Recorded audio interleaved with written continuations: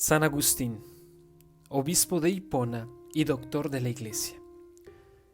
San Agustín es doctor de la Iglesia y el más grande de los padres de la Iglesia. Escribió muchos libros de gran valor para la Iglesia y el mundo. Nació el 13 de noviembre del año 354 en el norte de África. Su madre fue Santa Mónica. Su padre era un hombre pagano de carácter violento. Santa Mónica había enseñado a su hijo a orar y lo había instruido en la fe. San Agustín cayó gravemente enfermo y pidió que le dieran el bautismo, pero luego se curó y no se llegó a bautizar. A los estudios se entregó apasionadamente, pero poco a poco se dejó arrastrar por una vida desordenada. A los 17 años se unió a una mujer y con ella tuvo un hijo al que llamaron Adeodato. Estudió retórica y filosofía, compartió la corriente del maniqueísmo, la cual sostiene que el espíritu es el principio de todo bien y la materia el principio de todo mal. 10 años después abandonó este pensamiento. En Milán obtuvo la cátedra de retórica y fue muy bien recibido por San Ambrosio, el obispo de la ciudad.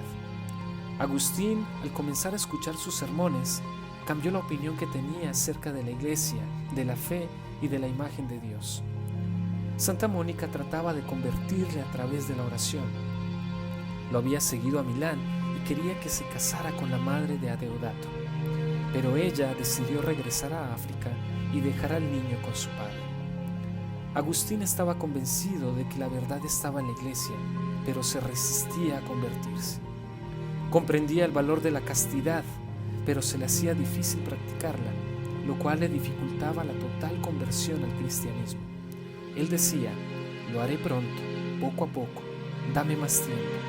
Pero ese pronto no llegaba nunca. Un amigo de Agustín fue a visitarlo y le contó la vida de San Antonio, la cual le impresionó mucho.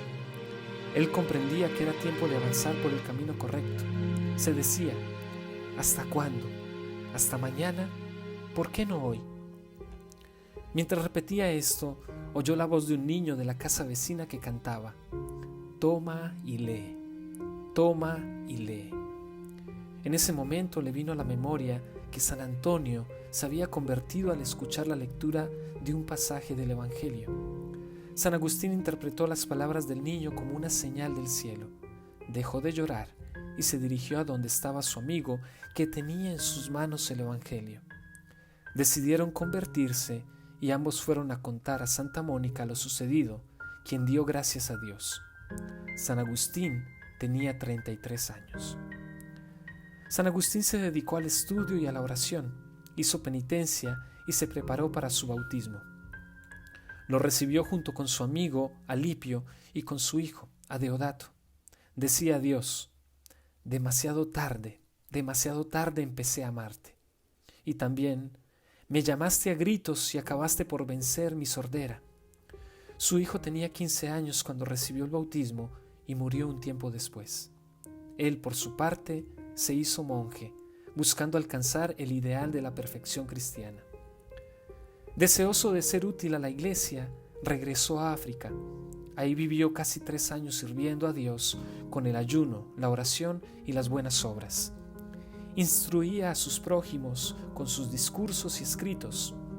En el año 391 fue ordenado sacerdote y comenzó a predicar.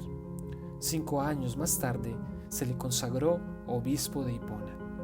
Organizó la casa en la que vivía con una serie de reglas, convirtiéndola en un monasterio en el que solo se admitía en la orden a los que aceptaban vivir bajo la regla escrita por San Agustín. Esta regla estaba basada en la sencillez de vida. Fundó también una rama femenina. Fue muy caritativo, ayudó mucho a los pobres. Llegó a fundir los vasos sagrados para rescatar a los cautivos.